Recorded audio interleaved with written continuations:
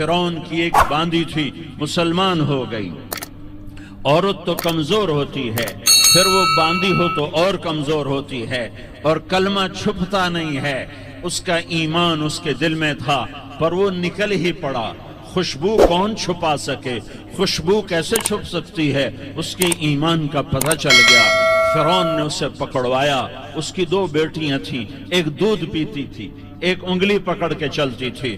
اس نے بڑے کڑا میں تیل ڈالا، اس کے نیچے آگ جلائی، تیل کھولنے لگا۔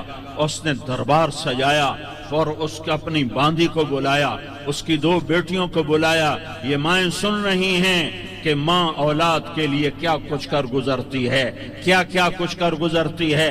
مامتا سے تاریخ بھری پڑی ہے، اور اللہ نے بھی جو اپنی محبت کو تشبیہ دی ہے کہ میں اپنے بندوں سے محبت کرتا ہوں، تو باپ کی محبت سے تشبیہ نہیں دی۔ اللہ نے کہا میں ماں سے 70 گنا زیادہ پیار کرتا ہوں۔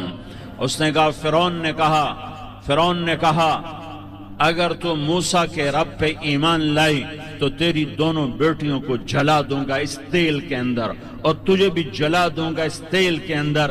ہاں لوگ سمجھتے ہیں موت بہت بڑی سزا ہے۔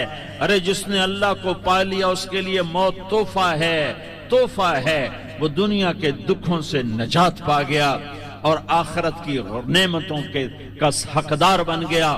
تو فرعون کی باندی نے کہا فرعون یہ تو میری 2 ہیں، اگر میرے پاس اور ہوتی، میرے پاس 100 ہوتی تو میں 100 بھی اللہ کے نام پہ قربان کر دیتی۔ فقض ما انت قاض، کر جو تجھے کرنا ہے۔ انہیں بڑی بیٹی کو پکڑا، انہیں کہا اماں ہائے اس ماں سے پوچھو جس کے آگے جلتا ہوا تیل اور اس کی بیٹی کو ڈالا جا رہا ہو، اور وہ اماں کہے، اور اس کا ایک بول ماں کا، ایک بول بیٹی کی جان بچا سکتا ہو۔ کلمہ کفر کہہ جا، گھر میں جا کے توبہ کر لے، معاف ہو جائے گا۔ میں قربان جاؤں۔ ایک مقام ایمان کا ایسا آتا ہے کہ قربان ہونا زیادہ محبوب ہو جاتا ہے جان بچانے سے۔ انہوں نے کہا اماں، انہوں نے کہا بیٹی صبر، اللہ کے نام پہ قربان ہو جا۔ ادھر آ ستمگر ہنر آزمائیں، تو تیر آزما ہم جگر آزمائیں۔ اہ نہ کر لبوں کو سی عشق ہے دل لگی نہیں، سینے پہ تیر کھائے جا، آگے قدم بڑھائے جا، یا زبان حال سے کہہ دے کہ ہاں ستائے جا۔ ہاں عشق کی آگ ایسے ہی بھڑکتی ہے، شمع ایسے ہی فروزاں ہوتی ہیں، یہ کمکمے تو بجھ جاتے ہیں، لیکن یہ ایمان والے جو شمع جلا گئے یہ آج تک روشن ہیں، جن کی روشنی میں چلنے والوں کو راستہ مل رہا ہے۔ انہیں بڑی بچی کو پکڑا، ٹانگوں سے پکڑ کے یوں ڈالا، وہ ہائے کرتی گئی اور وہ چٹک گئی اور وہ جل گئی اور وہ بھن گئی مچھلی کی طرح، تلی گئی مچھلی کی طرح۔ ماں ہے، اس کا کلیجہ پھٹ گیا، لیکن آنکھوں سے آنسو کا ایک قطرہ نہیں نکلا۔ صبر دیکھنا ہو تو اسے دیکھو، صبر پڑھنے سے نہیں آتا، اسے دیکھو ایک قطرہ نہیں نکلا تو اس نے کلیجہ پھٹ گیا۔ تو اللہ نے ماں کی آنکھوں سے پردہ ہٹایا اور اس نے دیکھا اپنی بیٹی کی روح کو نکلتے ہوئے۔ بیٹی کہہ رہی اماں صبر کرو، ابھی جنت میں اکٹھے ہو جائیں گے۔ پھر انہیں چھوٹی بچی کو پکڑا، دودھ پیتی، جسے پتہ بھی نہیں میرے ساتھ کیا ہونے والا ہے، اس کی تو آہ بھی نہ نکل سکی، اور اسے انہوں نے تیل میں ڈال دیا اور وہ جل کے کوئلہ ہو گئی۔ ماں کی آنکھوں سے پردہ ہٹایا، اللہ نے ماں نے بچی کی روح کو نکلتے دیکھا کہ اماں صبر ابھی اکٹھے ہو جائیں گے۔ پھر جب اس کو پکڑنے لگے تو اس نے کہا فرعون میری ایک خواہش پوری کرو گے؟ کہ کیا؟ کہ جب مجھے بھی جلا دو تو مجھے اور میری بیٹی کی ہڈیاں باہر نہ پھینکنا، ہمیں کٹھے کہیں دفن کر دینا، کٹھے کہیں دبا دینا۔ فرعون نے کہا ہاں تمہاری یہ خواہش پوری کر دی جائے گی۔ ہاں دنیا میں اللہ فرعونوں کو مہلت دیتا چلا آیا، لیکن فرعونوں کو مار کے دکھایا، نمرودوں کو مہلت دیتا چلا آیا، پھر نمرودوں کو مار کے دکھایا، قارونوں کو مہلت دی، پھر قارونوں کو مار کے دکھایا، پھر جنت اور جہنم کا نظام بنایا، پھر ایک دن مجھے بھی کھڑا کرے گا اور تمہیں بھی کھڑا کرے گا، پھر ایک طبقہ جنت کا حقدار بنے گا، ایک طبقہ آگ کا حقدار بنے گا۔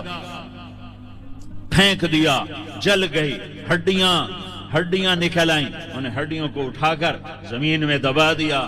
2000 سال گزر گئے، میرا نبی دنیا میں موسیٰ علیہ السلام کے 2000 سال بعد آتے ہیں اور آپ معراج پہ چلتے ہیں۔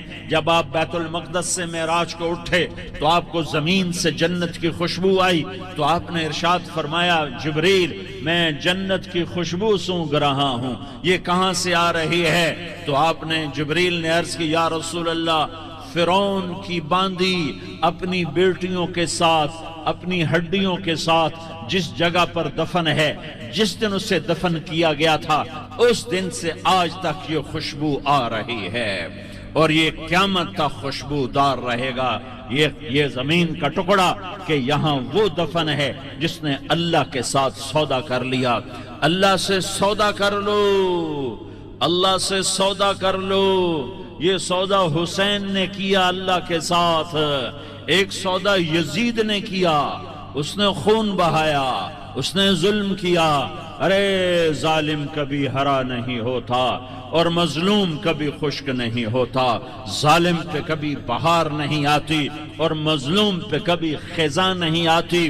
اللہ ظالم کو مہلت ضرور دیتا ہے، لیکن ایک دن ہے جب اللہ جنت کو سجائے گا اور جہنم کو بھڑکائے گا اور ترازو کو لٹکائے گا اور پل صراط کو قائم کرے گا اور اپنے عرش کو لائے گا اور خود فرشتوں کو بلائے گا، پھر طارق جمیل کو قبر سے اٹھائے گا، سردار عزیر کو قبر سے اٹھائے گا، زید عمر بکر کو قبر سے اٹھائے گا، پھر مجھ سے سوال کرے گا میں نے تمہیں دنیا میں عزت دی، مال دیا، بتا آج میرے لیے کیا کر کے لایا ہے؟